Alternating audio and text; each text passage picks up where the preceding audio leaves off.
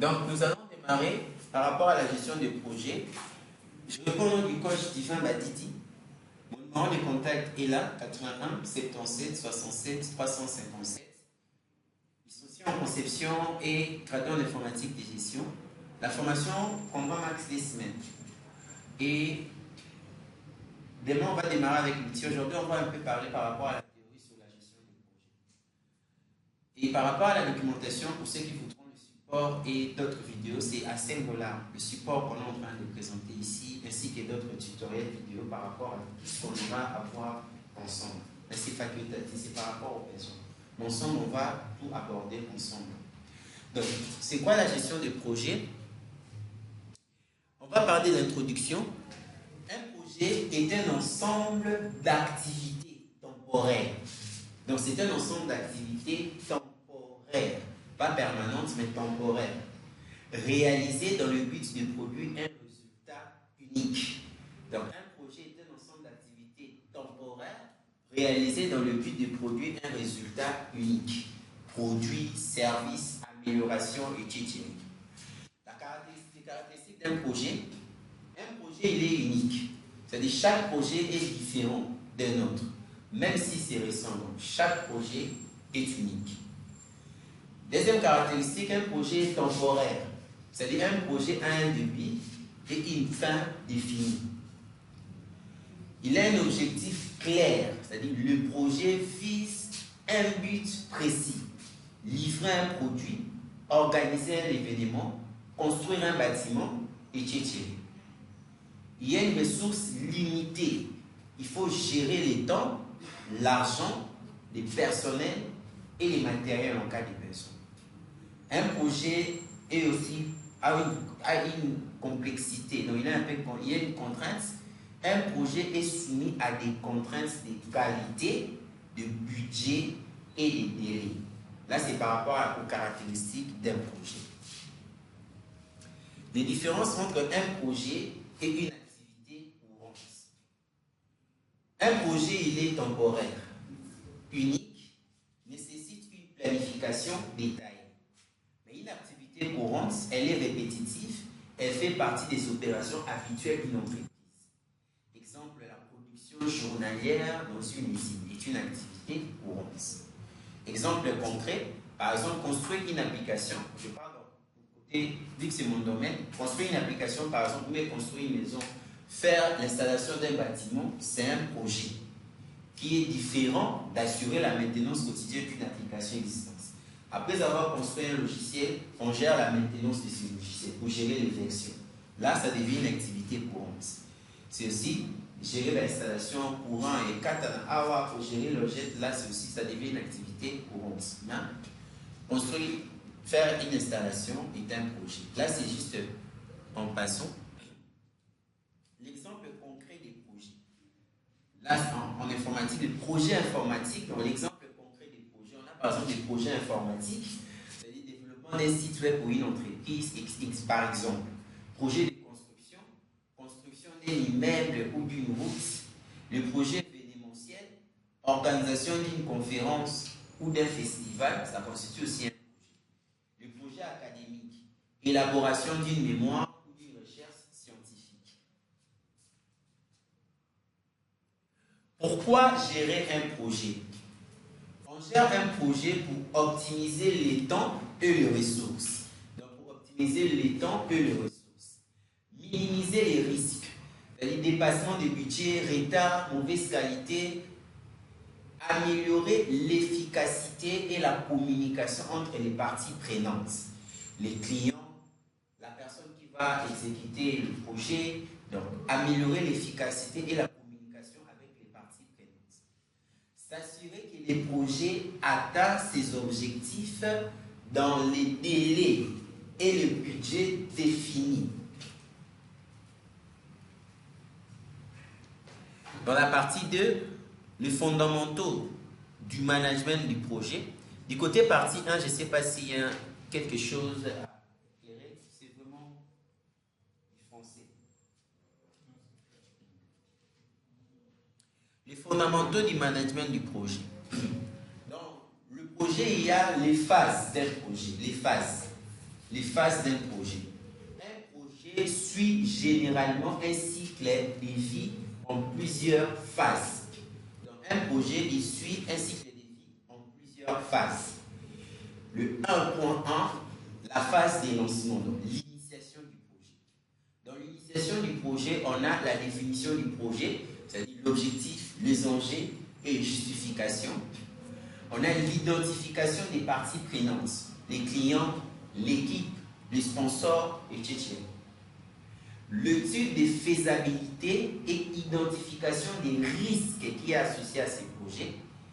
La rédaction du cahier des charges. Le cahier des charges, c'est un cahier qui va permettre au maître d'œuvre d'énumérer tous les besoins du client, tous les besoins du maître d'ouvrage. Il doit noter les spécifications du client. C'est sur base du cahier des charges que la personne va réaliser maintenant le projet du client. La rédaction du cahier des charges, c'est dans la phase du lancement du projet. L'étape 2, il y a la phase de planification. La phase de planification. Dans la phase de planification, le 1.2.1, la première étape consiste à définir les tâches et structuration du projet. On utilise la méthode du WBS, Work Breakdown Structure, je ne sais pas si je le dis bien. La structuration du projet. La structuration du projet à travers la méthode de la Work Breakdown Structure ou structure de répartition du travail en français. C'est un outil fondamental en gestion de projet. Elle permet de décomposer un projet complexe en éléments plus simples et plus faciles à gérer. Voici une définition des tâches et une présentation générale de la WBS. On a la définition des tâches. Les tâches sont des unités de travail spécifiques qui doivent être réalisées pour atteindre les objectifs d'un projet. Elles peuvent être des activités facilement identifiables, mesurables et généralement associées à un délai. La définition claire des tâches est essentielle pour la planification, l'allocation des ressources et le suivi de l'avancement du projet. Work Breakdown Structure, ici, la WBS est un diagramme ou un tableau qui illustre la décomposition d'un projet en parties plus petites, afin d'identifier et de structurer toutes les tâches et sous-tâches nécessaires à son achèvement.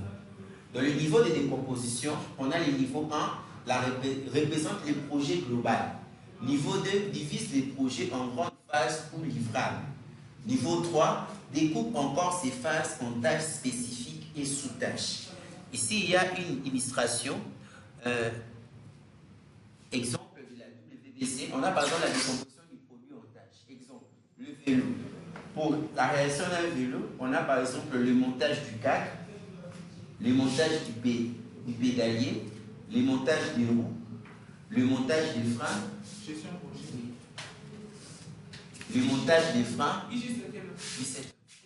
le montage des freins, le montage des systèmes de vitesse, la tâche d'intégration. Chacune de ces tâches a encore des sous-tâches à l'intérieur. Pour réaliser le montage du cadre, on a les soudures du cadre, le montage fourche, le montage guidon, le montage scellé. Ainsi de suite. Ainsi, d'autres tâches peuvent avoir encore des sous-tâches. C'est ça la méthode du WBS.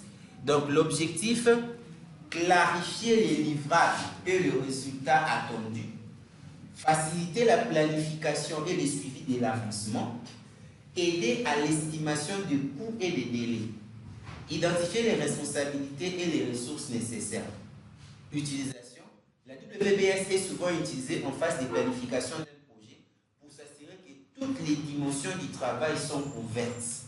Elle permet également de communiquer efficacement avec les parties prenantes sur les différentes composantes du projet. Il est crucial pour une gestion des projets efficace car elle fournit une vue d'ensemble structurée qui aide toutes les parties prenantes à comprendre et à gérer les différentes tâches et livrables associés au projet. Là, c'est l'illustration d'un exemple. Deuxièmement, excepté la définition du WBS, on a encore l'estimation du temps, du coût et des ressources. On a encore la planification des tâches et des dépendances. Là, on utilise maintenant les diagrammes des Gantt qui nous permettent d'avoir une vue détaillée de chaque tâche ainsi que de la durée. Donc, c'est ce qu'on fera aussi au niveau des MS Project. Donc, on a 1.24, l'allocation des ressources humaines et matérielles. L'allocation des ressources humaines et matérielles. On a encore quoi? Là, c'est l'illustration des diagrammes des Gantt. Donc, le diagramme des Gantt des projets pour la planification hebdomadaire. On donne l'exemple d'un projet. Ici, on a les identifications de chaque phase du projet. Phase 1, le développement logiciel, les designs graphiques, la promotion. Donc, la phase 1, il y a des sous-tâches à l'intérieur. Chaque tâche est limitée en période. Par exemple, dans des semaines, cette tâche doit être couverte. Par exemple, par Ricard Roger. C'est-à-dire, dans l'équipe, il y aura telle personne qui sera chargée de faire telle tâche. Donc, ce sont des exemples de plusieurs qu'on peut réaliser à partir des MS projets pour suivre l'avancement d'un projet. Donc, ça, c'est un diagramme des Gantt où on a chaque tâche, chaque division des tâches par période, ainsi que les différents intervenants. Et les différentes phases qu'on a découpées pour avoir une meilleure gestion. Je ne sais pas jusque-là si ça. Oui. Ça va mettre des questions en rapport avec la première étape dans l'esprit du projet. Est-ce que le lancement, on l'assimile aussi à la conception? Les lancements, on est où? Le début là, oui. La phase 1, l'initiation du projet. La question c'est... Est-ce qu'on peut l'assimiler à la conception? Parce que quand on dit lancement, c'est comme si on a déjà conçu, maintenant on lance. Alors, parce que selon d'autres théoriciens, ils estiment que la première phase c'est d'abord la conception. Parce que c'est une projet qui est idée, alors par conséquent, la première étape, avant même le lancement,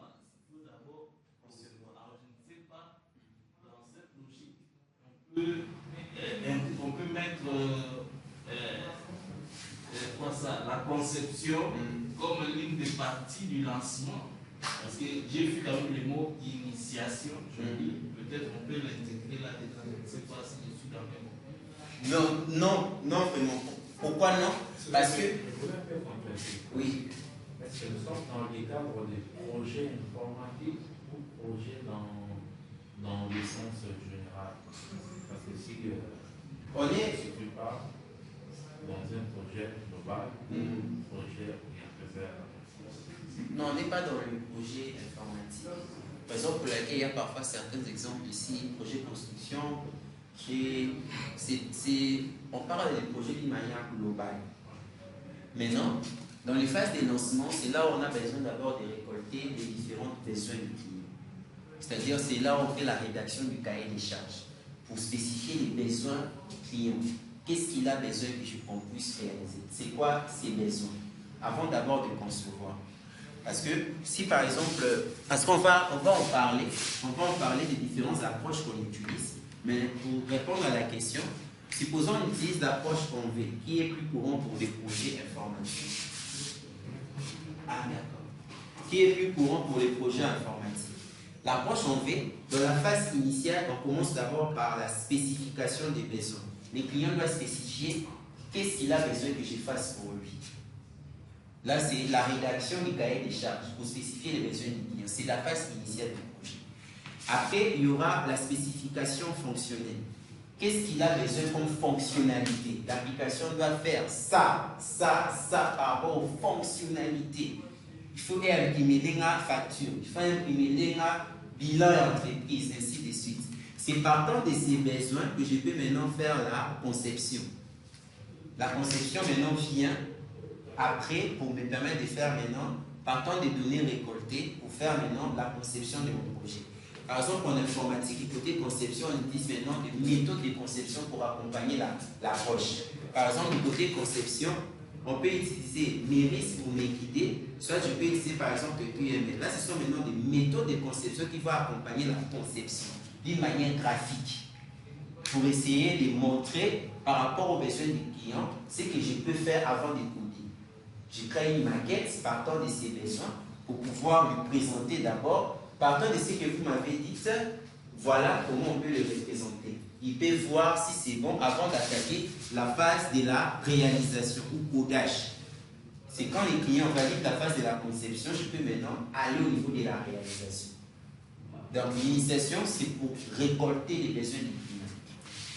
C'est bon, Oui.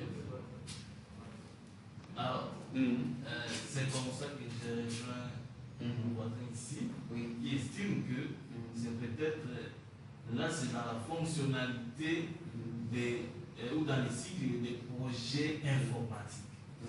Parce que dans les projets à caractère social, de façon générale, c'est comme si on commençait par la conception.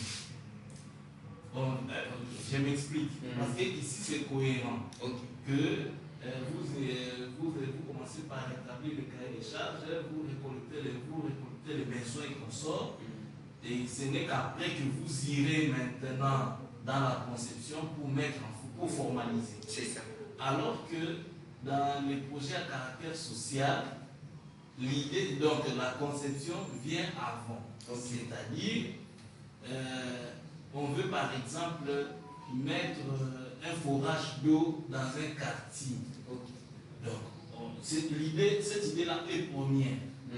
Donc, les gens ont une difficulté d'eau, la régie des eaux ne fournit pas de l'eau dans ces quartiers-là. Alors, notre équipe descend dans les quartiers pour prélever les données, comme vous l'avez dit. Donc, c'est comme si, dans les projets à caractère social, la conception vient avant le lancement proprement dit. Bon, si je peux quand même me faire expliquer, pour concevoir, il faut avoir des données. C'est là où il y a l'étape de la rédaction d'abord du cahier des charges. Parce que la conception, c'est quand on a maintenant les données par rapport aux besoins du client. Sinon, on essaierait de concevoir quelque chose que les clients maintenant ne veulent pas. La conception peut venir avant dans les cadres des projets de proposition. C'est-à-dire nous-mêmes, on propose partant d'une éthique par observation. Partant d'une observation, on propose quelque chose. Mais si c'est par rapport à un besoin spécifique d'un client, avant de passer à la conception, on doit d'abord avoir ces différents besoins. Ces différents besoins, si ce n'est pas défini, on risquerait de concevoir quelque chose selon nous, mais pas selon les clients. C'est là où la phase initiale est importante pour faire la rédaction du cahier des charges, afin d'identifier les besoins du client. C'est partant de ces besoins qu'on peut bien faire la conception. À moins que ce soit une proposition, là c'est nous-mêmes, quand on fait une étude par observation, j'observais qu'il y a un problème tel, moi-même je conçois avec notre équipe pour proposer. C'est un peu ça. Je ne sais pas, oui. Pour moi, ce que je comprends est que les mots, les termes, lancement, compliquent un peu. Parce que normalement, le contenu veut tout simplement nous montrer la planification. Parce que lorsqu'on parle de la planification, on voit directement qu'est-ce qui sera fait et quand est-ce que cela se fera-t-il, où est-ce que cela se fera-t-il, comment, par qui, tout ça. C'est la planification. Et je vois directement ici, dans le contenu de la phase de lancement. Donc, ça me rappelle directement de la planification. Mais le terme lancement, peut-être c'est les jambons, les lancements qui posent problème. Disons l'initiation du projet, donc la phase 1, démarrage du projet. Ok. Merci. Merci. D'accord. Donc, on peut continuer. La phase de la planification, après avoir identifié les besoins, il y a la troisième phase, l'estimation du temps, du coût et des ressources, la planification des tâches et dépendances. À partir d'une technique, par exemple, utiliser le diagramme des Gantt pour permettre d'avoir les différentes tâches ainsi que l'équipe qui peut intervenir. Donc, après ça, on a les indicateurs de suivi. Donc, les indicateurs de suivi. Les KPI, Key Performance Indicators. Les indicateurs de suivi, ce sont des outils utilisés pour mesurer et évaluer la progression d'un projet, d'un programme ou d'une activité par rapport à des objectifs fixés. Ils permettent de collecter des données quantitatives ou qualitatives qui aident à analyser les résultats obtenus et à prendre des décisions éclairées. En général, ces indicateurs peuvent inclure l'indicateur de performance, mesure l'efficacité et l'efficience des actions menées, l'indicateur des résultats, évalue les effets immédiats des interventions, l'indicateur d'impact, il analyse les changements à long terme engendrés par les projets. L'utilisation d'indicateurs de suivi est essentielle pour maintenir un bon pilotage et une bonne gestion. Permettez ainsi d'ajuster les actions si nécessaire. Ils sont souvent présentés sous forme des tableaux ou des graphiques dans les rapports de suivi. Ici, on montre un exemple d'un indicateur. Partant de ce qui est réalisé, il y a comme une étude pour noter est-ce que le taux d'avancement, c'est comment. Donc ça, c'est l'exemple d'un tableau de bord qu'on peut aussi réaliser en LS projet comme un indicateur de suivi par rapport à chaque phase du projet. Oui.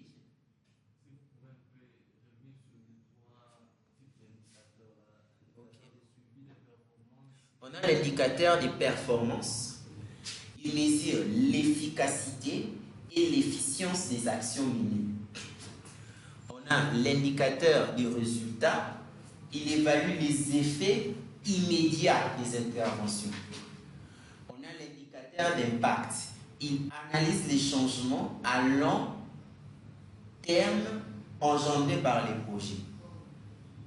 L'utilisation d'indicateurs de suivi est essentielle pour maintenir un bon pilotage et une bonne gestion, permettant ainsi d'ajuster les actions si nécessaire.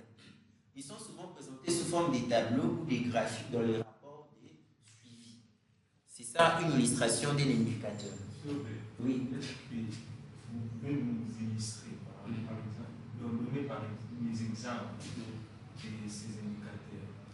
C'est ça en fait un aperçu, parce qu'on n'a pas encore commencé la pratique. Dans la pratique, on va faire ça avec les logiciels. Ici, c'est juste, pour cela, il y a seulement des illustrations. Partons par exemple des phases qu'on a détaillées avec les diagrammes des Gantt. Le diagramme des Gantt nous a permis de détailler chaque tâche. Les tâches, on a détaillé ça en utilisant les WBS, pour permettre d'avoir des tâches par rapport à chaque chose que nous allons évaluer. Maintenant, partant du WBS, le diagramme des Gantt nous aide à définir maintenant la durée, les équipes intervenant par rapport à chaque phase du projet. Et dans chaque phase du projet, on peut avoir des indicateurs maintenant pour évaluer chaque phase, si ça a donné ou ça n'a pas donné. Qu'est-ce qui n'a pas donné? Tout ça, ce sont des logiciels qui réalisent ça. Ce sont des logiciels à la base de réaliser ça manuellement. Il y a des logiciels comme MS Project.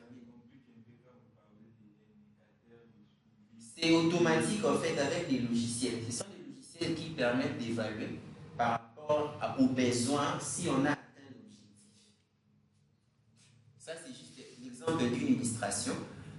Donc ici, par exemple, on avait le diagramme des Gantt, vous avez le suivi des coûts, l'historique des écarts, des paramètres. Donc ici, c'est par rapport maintenant à ce que ça a, est-ce que ça a donné ou ça n'a pas donné, qu'est-ce qui n'a pas marché, ainsi de suite.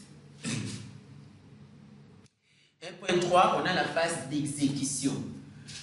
La mise en œuvre du projet selon la planification, le suivi des tâches et les gestions des ajustements. La communication avec les parties prenantes, la gestion des risques et des imprévus. Là, c'est dans la phase d'exécution du projet. La phase de suivi et contrôle, comparaison entre les plans initiaux et l'avancement réel. Le suivi des délais, le coût et qualité.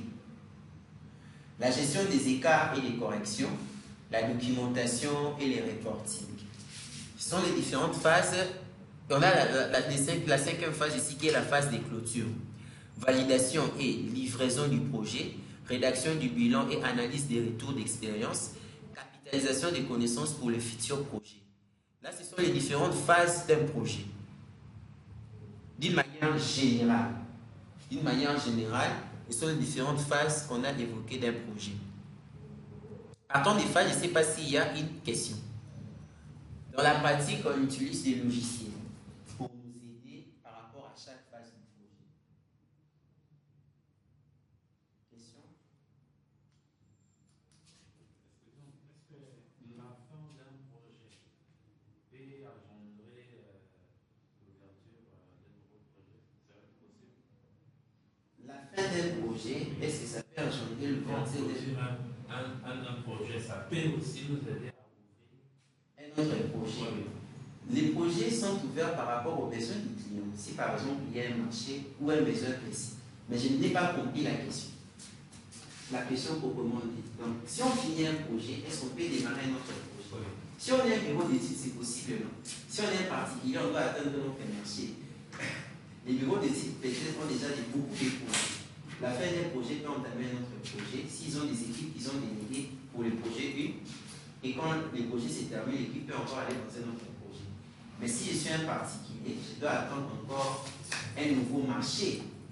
Je ne sais pas si c'est par rapport de votre question. C'était ça la question. Ok. Mais je ne sais pas s'il y a quelque chose à dire par rapport à la question. Je suis sûr, on se comprend. Ok. Donc ici, les intervenants dans un projet. En gestion des projets, on a le maître d'ouvrage, les MOA, et le maître d'œuvre, MOE. Sont des acteurs clés qui jouent des rôles complémentaires. La classification dans un projet. On peut les classer dans la gouvernance du projet car ils sont impliqués dans la gestion et l'exécution du projet. Le maître d'ouvrage, c'est les clients. Le maître d'œuvre, c'est les concepteurs. La personne qui va réaliser les projets. Le maître d'ouvrage, le donneur d'ordre, c'est celui qui commande le projet, définit les besoins, les objectifs et les exigences.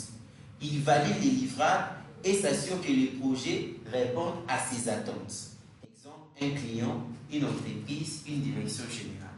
On peut mettre dans ce groupe les bailleurs de fonds. Les bailleurs des fonds. Les bailleurs des fonds, côté, bon, ça dépend du grandeur du projet. Hein. Ça dépend du grandeur des projets. Les bailleurs des fonds seront là pour financer l'exécution du projet.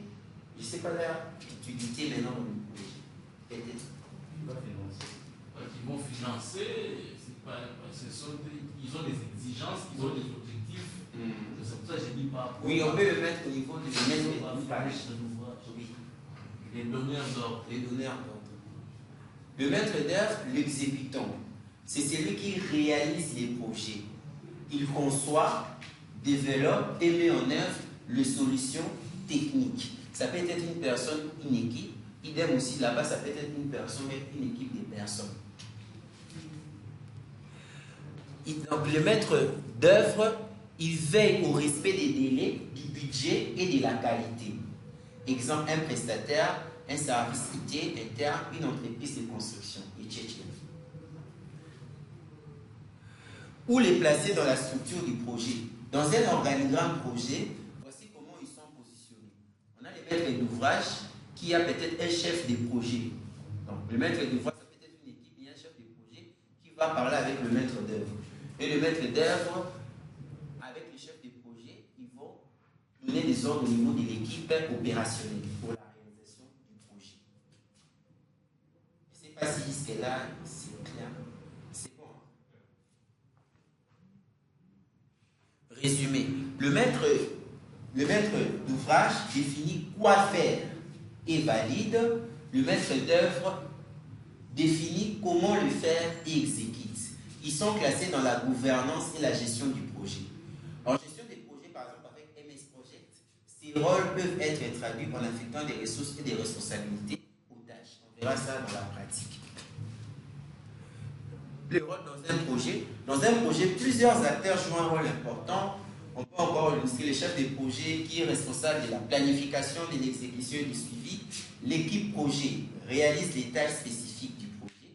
Le sponsor fournit les ressources et valide les grandes décisions. Les parties prenantes, toute personne impactée par les projets, les clients, l'utilisateur, le fournisseur. Là, c'était un peu en long langage, l'autre, c'était d'une manière spécifique. Les outils et méthodologies de gestion des projets. Pour réaliser un projet, on doit utiliser une méthodologie, une approche. On a utilisé une approche pour faire un projet. Plusieurs approches existent pour gérer un projet. On a des approches traditionnelles. Des approches traditionnelles, on a par exemple les cycles en V. Les cycles en V utilisés dans le projet nécessitant une validation stricte. Exemple, le développement des logiciels, l'ingénierie. Le cycle en V, comme je l'ai détaillé partant de cet exemple, Ici, on aura par exemple le V comme lettre. Et chaque phase, on a par exemple la spécification des besoins. La personne va définir, le client va me définir ce qu'il a besoin que je fasse par rapport à son besoin. Et on a la spécification fonctionnelle, ou on peut appeler spécification détaillée pour des projets par exemple qui ne sont pas dans le système informatique. La personne va détailler d'une manière spécifique ce qu'il a vraiment besoin que je fasse. Partant de ça, je peux faire la conception. La conception, on utilise maintenant des méthodes de conception, partant de votre domaine. En informatique, il y a des méthodes de conception appropriées dans la phase de la conception. Partant des besoins, on peut concevoir des modèles, des graphiques, pour essayer de formaliser notre future application, mais futur besoin du client. Après l'étape de la conception, si le client dit qu'on peut passer dans l'étape de la réalisation. Après avoir réalisé, il y a des étapes de tests maintenant à faire. Les tests, les premiers tests, c'est par rapport à tout ce qu'on a conçu. Par rapport à la conception, est-ce que ça cadre par rapport à ce qu'on a conçu? On doit faire des tests unitaires pour voir si ce qu'on a réalisé correspond à ce qu'on a conçu. On doit faire des tests du point de vue aussi fonctionnel par rapport à chaque besoin détaillé du client. Est-ce que ça correspond vraiment à ce qu'il a cherché? Et il y a aussi des tests côté aussi fonctionnel par rapport à ses besoins. Donc, ce sont les phases ici, n'est ça la V. Il y aura un cycle en V. On dit qu'on l'utilise dans le projet nécessitant une validation stricte. La méthode waterfall, la méthode en cascade, c'est une phase successive sans retour en arrière. Le cycle en V, on a la possibilité que le client puisse aussi dire non. C'est-à-dire, avec le cycle en V, la spécification des besoins et la spécification détaillée, je l'ai fait avec les clients. Il est là. Mais quand on est dans l'étape de la conception, on est avec notre équipe. Je réalise, après je fais les tests avec l'équipe, après je dois faire les tests maintenant de côté avec les clients. Parfois les clients peuvent dire, ah, l'application est bien, mais les couleurs c'est périssamaté.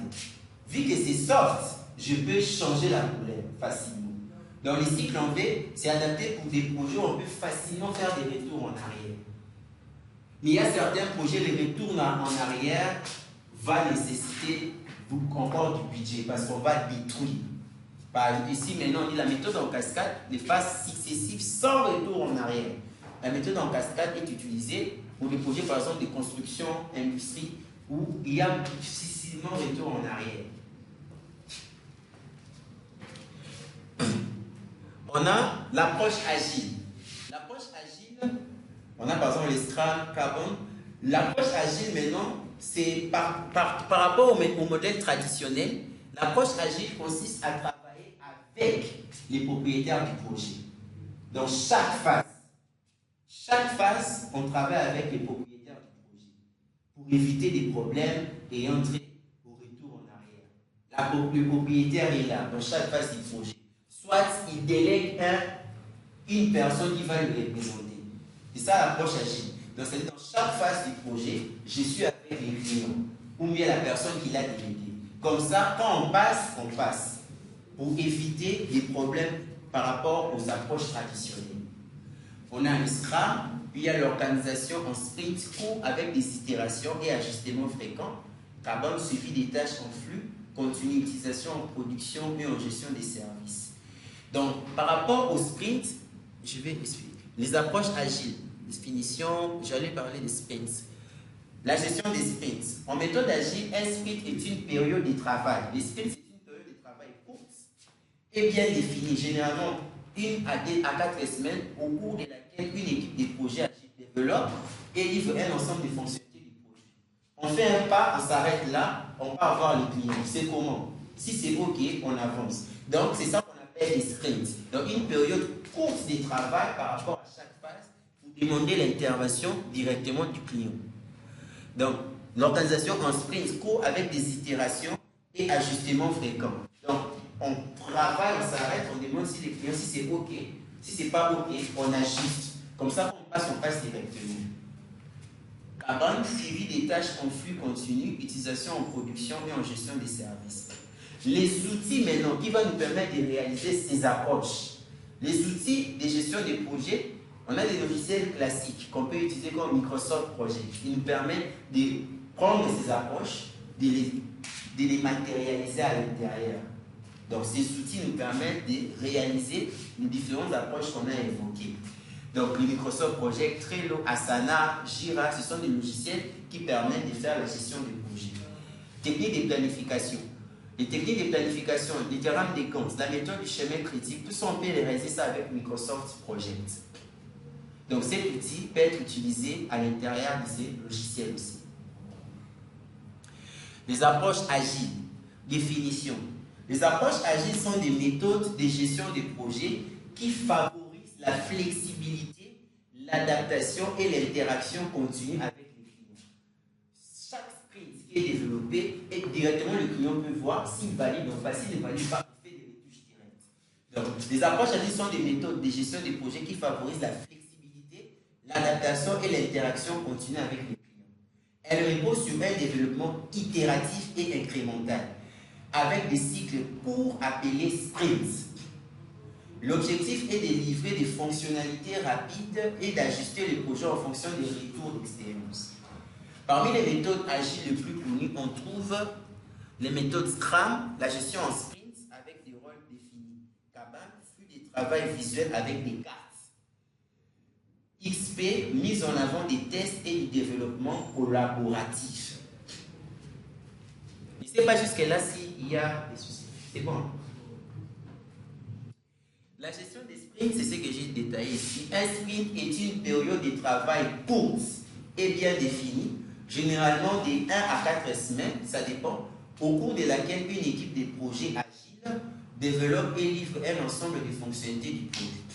La gestion des sprints consiste à planifier, exécuter et suivre ces périodes de travail pour assurer une livraison continue de valeur. La phase de gestion des sprints, la méthode Scrum, la planification du sprint. Ici, côté planification du sprint, pour essayer un peu d'évoquer la partie ayant trait à l'approche agile. Dans la planification du sprint, on définit les tâches à réaliser à partir du backlog produit, c'est-à-dire la liste des fonctionnalités à développer, la liste des choses à développer.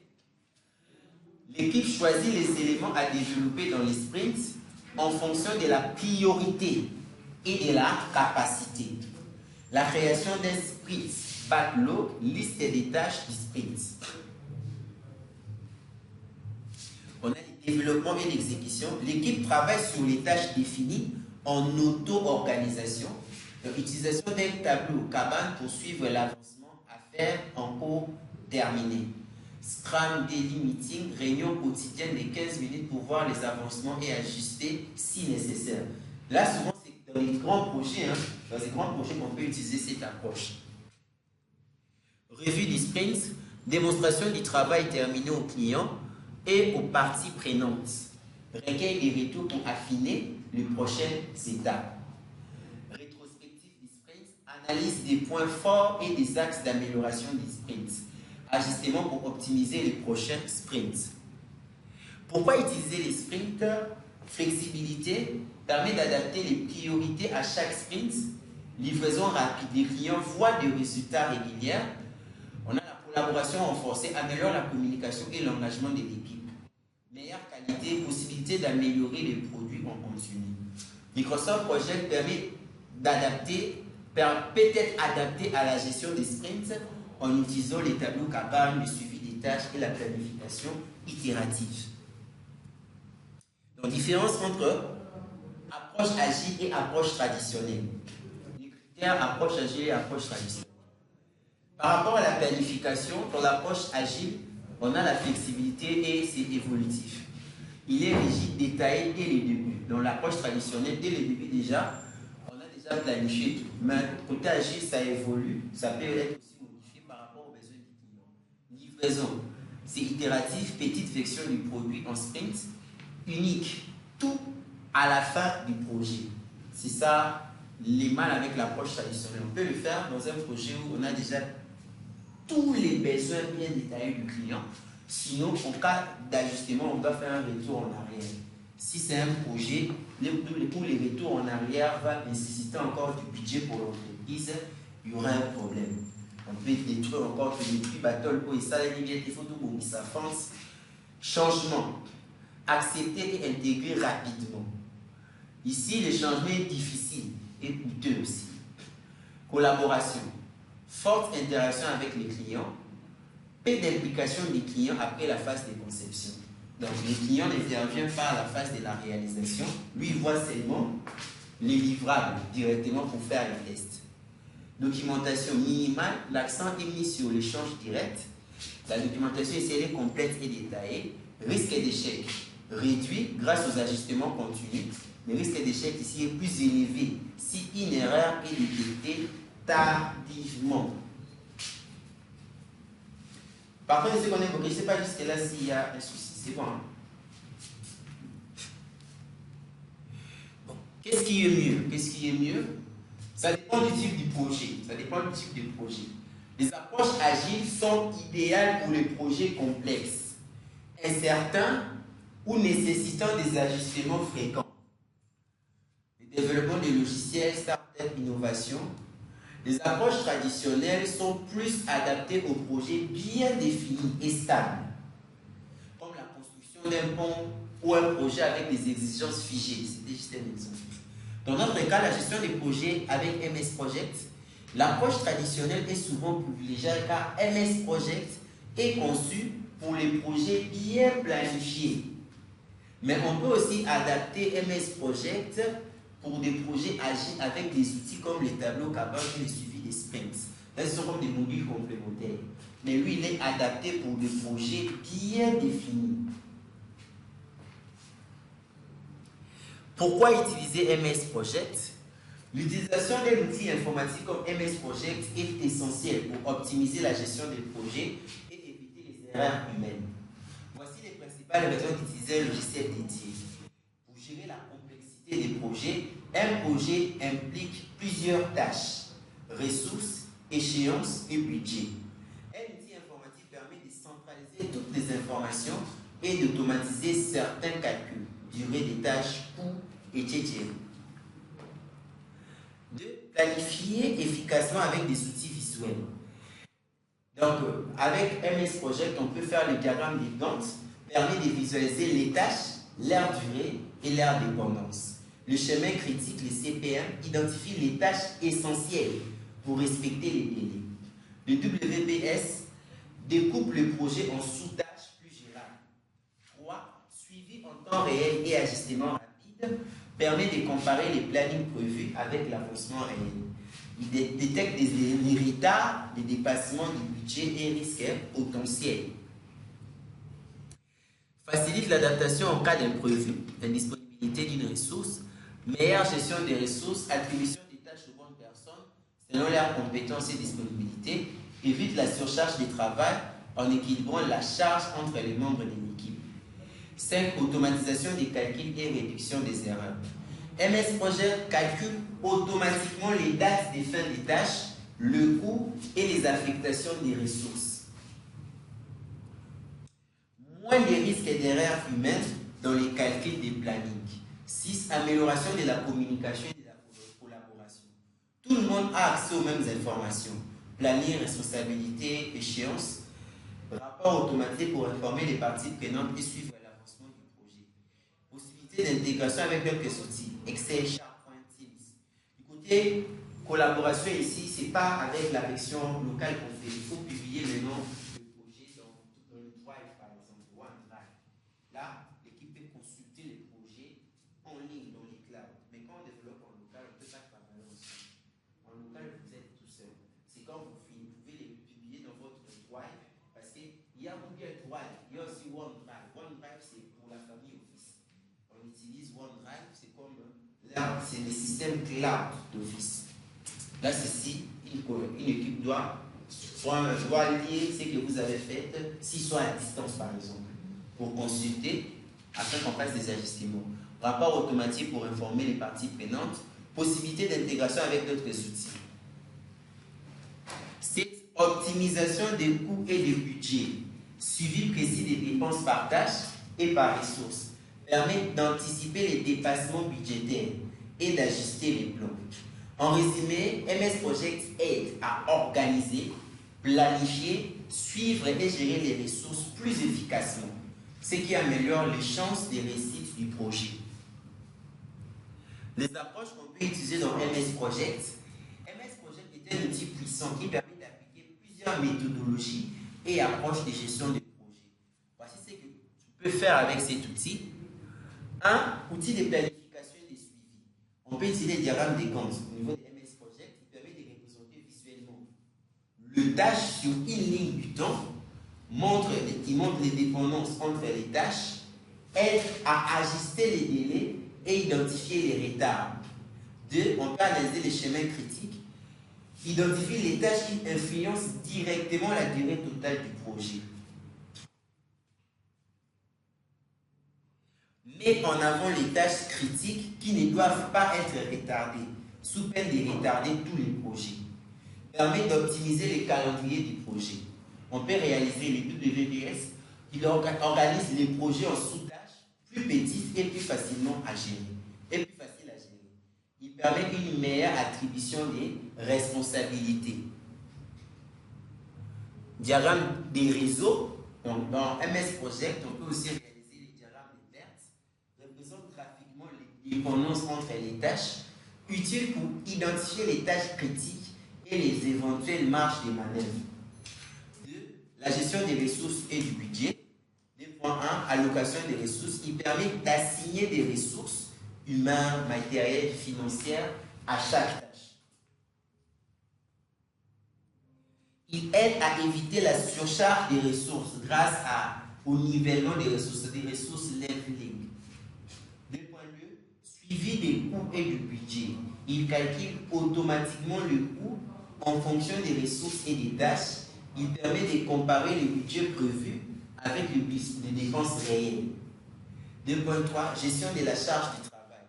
MS Project affiche les charges de travail de chaque ressource pour identifier les sous-charges et les surcharges. Possibilité d'utiliser les graphiques d'utilisation des ressources pour mieux répartir les tâches. 3. Collaboration et reporting.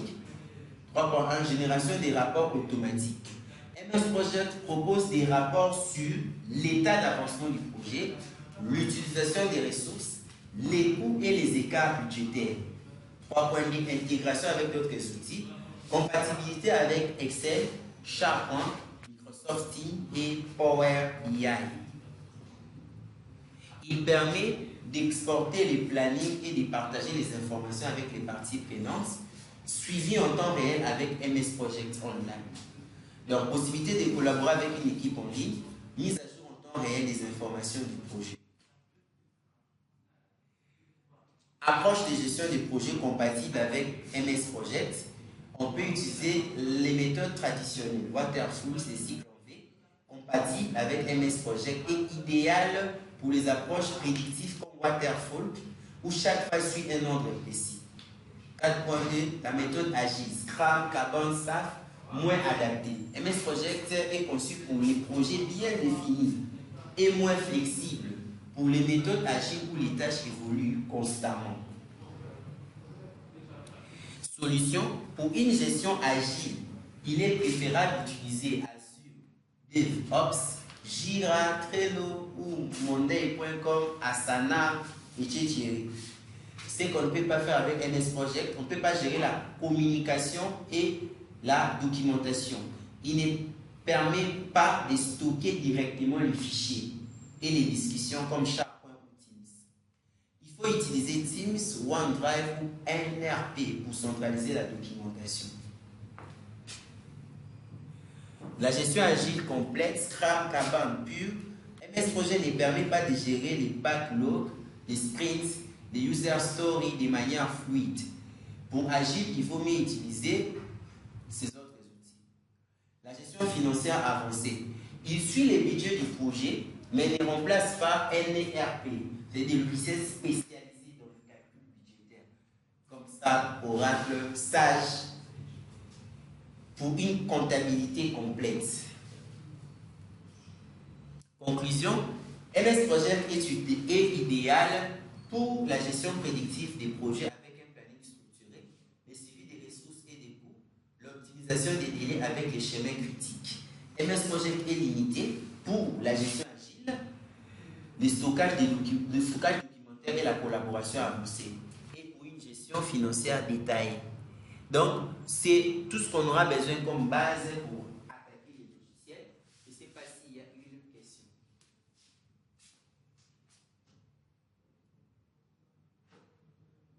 Question? Vous avez parlé de OneCloud. Pardon? OneDrive. Drive. Il faut aussi héberger. Non. Demande d'hébergement. Non. Là, c'est la partie qu'on appelle le cloud computing. Dans le cloud computing, c'est l'informatique d'alignage. C'est-à-dire, les histoires ne sont pas chez toi, c'est chez eux. Mais tu peux les consulter. On appelle ça des SaaS. Ce sont des logiciels en ligne créés pour vous permettre d'héberger des choses. Alors, afin que quand vous perdez votre PC, vous pouvez Oui, c'est ce que tout récupérer. nous maintenant, il faut être pour utiliser MS Project Online. Il faut l'héberger. C'est ça. Ça demande de l'argent. Non. L'espace, c'est 15 gigas gratuit. C'est comme avec Google Drive, on peut utiliser, on peut héberger sans problème. C'est quand vous finissez tout l'espace, vous finissez une heure, la location de notre espace là, c'est payant. Il suffit juste d'avoir les médias. Oui, il suffit juste d'avoir les médias, c'est tout. C'est bon, hein? Donc, on se voit demain pour démarrer directement avec les logiciels. Tout va déjà. C'est bon. Oui, j'ai parti. Ah. J'ai fait des gens. Voilà.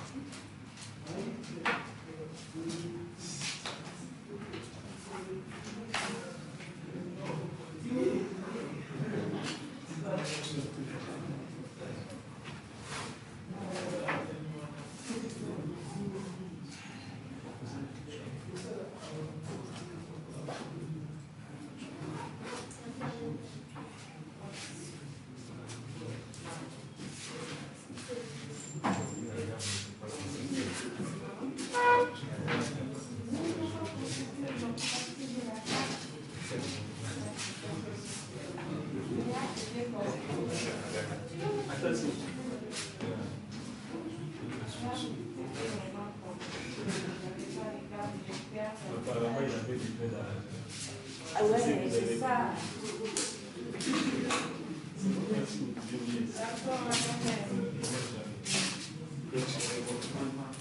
Et sinon, vous pouvez m'écrire déjà sur WhatsApp. Je vais créer un groupe là pour nous permettre d'échanger facilement. Ça va, merci. D'accord.